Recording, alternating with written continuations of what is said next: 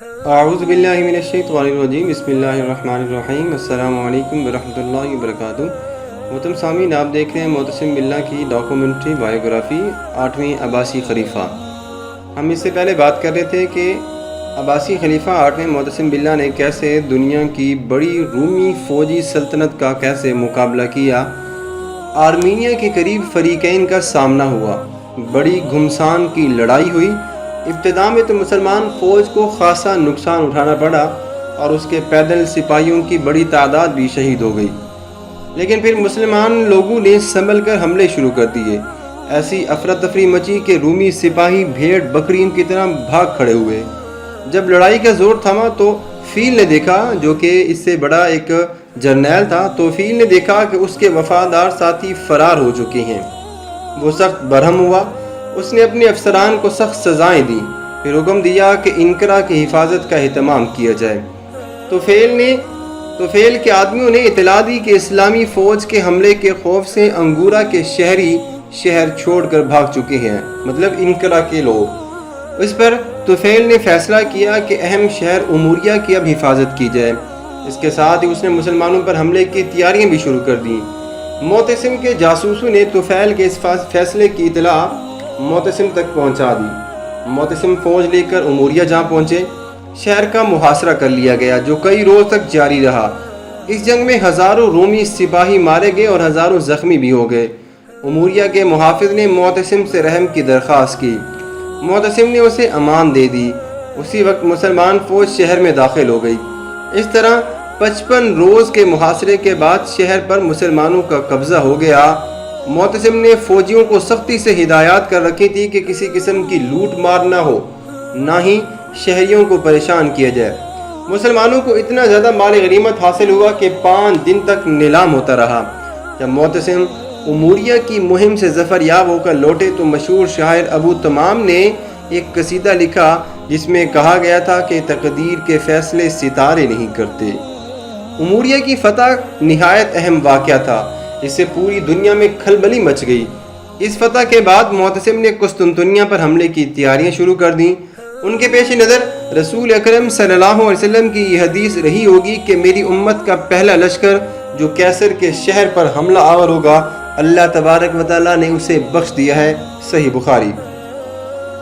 محترم سامعین، معتصم باللہ قسطنطنیہ پر حملہ آور ہوئے، لیکن انہیں دارالحکومت سے ملنے والی ایک اہم خبر کی وجہ سے حملے کا ارادہ ترک کر کے واپس جانا پڑا۔ مامون الرشید کے بیٹے عباس، معتصم کے بھتیجے، اس کو بعض افراد نے بہکا دیا کہ مامون الرشید کے بعد تو خلافت دراصل آپ کا حق تھا، یہ معتصم صاحب کیسے خلیفہ بن گئے، آپ بغاوت کر دیں۔ اس طرح ایک سازش کا تانا بانا بنا گیا۔ معتصم کو جب یہ خبریں ملی تو وہ فوراً دارالحکومت میں واپس آ گئے۔ عباس کو گرفتار کر کے ان کا مال و اسباب ضبط کر کے فوج میں تقسیم کر دیا گیا۔ عباس کچھ عرصے کے بعد قید میں ہی انتقال فرما گئے۔ معتصم نے فوج کو بہت ترقی دی۔ ان کی فوج میں 1 لاکھ سوار اور 1 لاکھ پیدل سپاہی ہر وقت تیار رہتے تھے۔ مورخین کے مطابق معتصم باللہ کی فوج اس زمانے میں دنیا کی سب سے بڑی فوج تھی۔ معتصم باللہ کی قیادت میں اس فوج نے تبرستان، سیستان، آذربائیجان، فرغانہ، روم، ماوراء النہر اور کابل وغیرہ میں نمایاں فتوحات بھی حاصل کی تھیں۔ معتصم کو ترک فوجیوں سے بہت زیادہ لگاؤ بھی تھا۔ شاید اس کی ایک وجہ یہ ہے کہ ان کی والدہ ترک تھیں، دوسری یہ کہ معتصم خود جنگجو یا یوں سمجھ لیں کہ وہ خود جنگجو اوصاف کے مالک تھے اور دلیری اور جان بازی کو وہ خود پسند بھی فرمایا کرتے تھے۔ چنانچہ انہوں نے اپنی فوج میں بڑی تعداد میں نوجوانوں کو بھرتی کر لیا۔ ان کے لیے خاص قسم کی خوبصورت وردیاں تیار کروائی گئیں۔ ترک جوانوں کو انہوں نے سمرقند فرغانہ سے بلوا لیا۔ ترکوں کی اس فوج کا نام فرغانہ رکھا گیا۔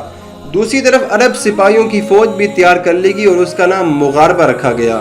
ترک سپاہیوں کو یکجا کر کے مضبوط فوج تشکیل دینے سے فوائد تو بہت ہوئے، لیکن بعد میں یہی فوج خلافت عباسیہ کے لیے غیر مفید بھی ثابت ہوئی، کیونکہ جب حکومت میں عدم استحکام آ گیا تو یہی ترک اس پر غالب آ گئے اور خلفاء کا وقار جاتا رہا۔ معتصم کو اپنے دور حکومت کے آخری حصے میں اس غلطی کا احساس ہو گیا اور انہوں نے اپنے ایک معتمد سے اس بات کا اعتراف بھی کر لیا۔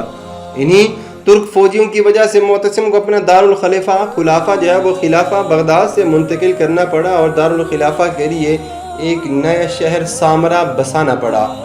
اس کی وجہ یہ تھی کہ بغداد کے شہریوں کو ترک فوجیوں کی سخت مزاجی، درست رویے اور زیادتیوں پر شدید اعتراض بھی تھا۔ سامرا کی تعمیر معتصم کا ایک اہم اقدام تھا۔ آج تو سامرا دریائے دجلہ کے مشرقی کنارے تکریت اور بغداد کے درمیان واقع ایک چھوٹا سا گاؤں ہے، لیکن تقریباً 1100 برس قبل سامرا ایک نہایت پر رونق شہر تھا۔ سامرا 221 ہجری سے لے کر 279 ہجری تک دارالخلافہ رہا۔ اس دوران 7 عباسی خلفاء نے حکومت کی۔ اس کے بعد دارالخلافہ پھر بغداد منتقل کر دیا گیا۔ آج دریائے دجلہ کے مغربی کنارے پر سامرا کے کھنڈرات وسیع رقبے میں پھیلے ہوئے ہیں۔ سامرا دریائے دجلہ کے مشرقی کنارے پر 7 فرسخ یعنی 21 میل دور تک چلا گیا تھا۔ محترم سامعین، سامرا کے لیے بہت سی باتیں ایسی ہیں جو کہ مورخین بتاتی ہیں کہ یہ سامرا تھا یا سامرائی مزاج تھا یا خراج ادا کرنے کی جگہ تھا۔ خیر، اس کے بارے میں انہوں نے بہت ساری باتیں لکھی ہیں۔ ہم بات کر لیتے ہیں کہ سامرا شہر اصل میں تھا کیا۔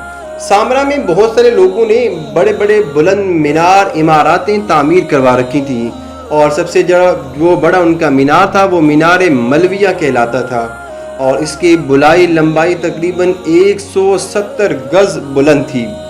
سامرا میں تعمیرات کے لیے مملکت کے ہر حصے سے ماہر کاریگر بھی اکٹھے کیے گئے۔ ساگوان کی لکڑی بڑی مقدار میں لائی گئی، بصرہ سے کھجور کی لکڑی، انطاکیہ یعنی شام اور لازکیہ یعنی ایشیائی کوچک سے سنگ مرمر بھی منگوایا گیا۔ محترم سامعین، معتصم نے دارالخلافہ سامرا کے مقابل دریائے دجلہ کے مغربی کنارے پر سیر و تفریح کے لیے ایک بہت خوبصورت باغ بھی تیار کروا لیا تھا۔ اس باغ کو دارالخلافہ سے کشتیوں کے پل کے ذریعے منسلک کر دیا گیا تھا۔ یہاں اعلیٰ قسم کے برتن بھی تیار ہوتے تھے۔ سامرا سے ملنے والے ظروف 3 قسم کے ہوتے تھے، بڑے نقش و نگار والے ہوتے تھے۔ انہیں 8ویں صدی عیسوی کے چینی سنگی ظروف سے بھی متاثر ہو کر انہیں بنایا گیا تھا۔ محترم سامعین، معتصم کا دور حکومت زرعی ترقی اعتبار سے بھی نہایت قابل اہمیت کا حامل ہے۔ انہیں زراعت کو فروغ دینے، بنجر اراضی کو قابل کاشت بنانے اور ویرانوں کو آباد کرنے سے گہری دلچسپی تھی۔ ان کا کہنا تھا کہ زمین کی آبادی میں بہت سے فوائد ہیں، اس سے مخلوق کی زندگی قائم ہے، خراج بڑھتا ہے، ملک کی دولت میں اضافہ ہوتا ہے، مویشیوں کے لیے چارہ مہیا ہوتا ہے، اشیاء کے نرخ کم ہو جاتے ہیں اور لوگوں کے معاش میں وسعت پیدا ہوتی ہے۔ معتصم کے دور میں بغداد، مرو، سمرقند، کوفہ، احوزان، اصفہان، دمشق، حلب اور صنعا میں ٹکسالیں بھی قائم تھیں، جہاں دینار، نصف دینار، تہائی دینار کے سکے بھی بنائے جاتے تھے۔ محترم سامعین، معتصم کے عہد حکومت میں نہایت لائق اور قابل شخصیات بھی موجود تھیں، جنہوں نے بیش قدر علمی خدمات بھی سر انجام دیں۔ ان میں امام احمد بن حنبل رحمۃ اللہ علیہ بھی موجود تھے، جو 10 لاکھ احادیث کے حافظ تھے اور جن کی مرتب کردہ احادیث کی سب سے بڑی جو کتاب تھی مسند احمد، وہ عالمگیر شہریت کی حامل بھی ہے۔ آپ بہت بڑے فقیہ بھی تھے۔ 4 مشہور فقہی مسالک میں سے ایک حنبلی مسلک آپ ہی کی ذات سے منسوب ہے۔ آپ نے کئی کتابیں بھی تصنیف کی۔ اسی دور میں حدیثوں کی سب سے بڑی کتاب صحیح بخاری کے مرتب امام بخاری رحمۃ اللہ علیہ بھی موجود تھے۔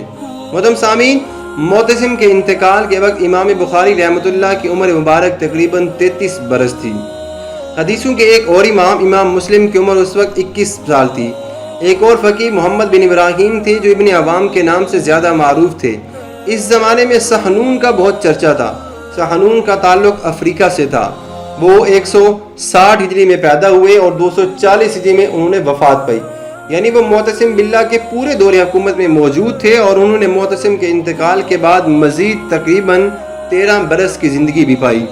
آپ نے فقہ مالوی کی مدونہ کتاب مدونہ بھی مرتب فرمائی، جس میں 36,000 مسائل بھی قابل ذکر ملتی ہیں۔ اسی دور میں تاریخ اور سیرت نگاری کا بھی بہت زیادہ اہتمام کیا گیا۔ مورخ علی بن محمد نے اپنی عمر کا آخری حصہ بغداد میں گزارا۔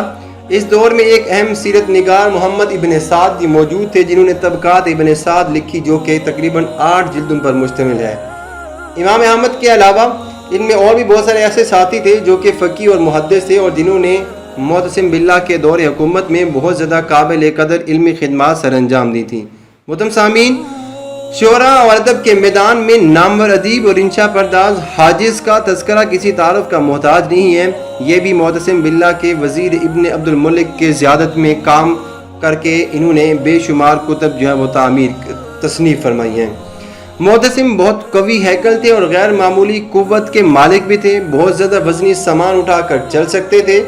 جنگوں میں انہوں نے بے مثال تہور اور شجاعت کا مظاہرہ کیا تھا. حکومت پر شکوہ انداز میں کرنے سے معتصم کو بہت دلچسپی تھی. معتصم بہت فیاض بھی تھے. قاضی ابن ابی داؤد کا کہتا ہے کہ معتصم باللہ نے صرف ایک ذریعے سے میرے لیے 1 کروڑ درہم نیک کاموں میں خرچ کیے تھے.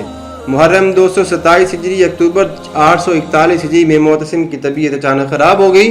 افاقہ ہوا لیکن طبیعت پھر بگڑ گئی اور 20 ربیع الاول 227 ہجری کو معتصم باللہ انتقال فرما گئے اور انہیں سامرہ میں ہی سپرد خاک کیا گیا. محترم سامعین، یہ تھی معتصم باللہ کی ڈاکومنٹری بایوگرافی. امید کرتے ہیں کہ آپ کو ضرور پسند آئے گی. اگر آپ لوگوں نے ہمارے چینل کو سبسکرائب نہیں کیا تو اسے ضرور سبسکرائب کر لیں اور بیل آئیکن کو بھی ضرور پریس کر لیجئے گا تاکہ آپ کو ہماری آنے والی ہر ویڈیوز کی لیٹسٹ اپڈیٹ ملتی رہے. اللہ حافظ.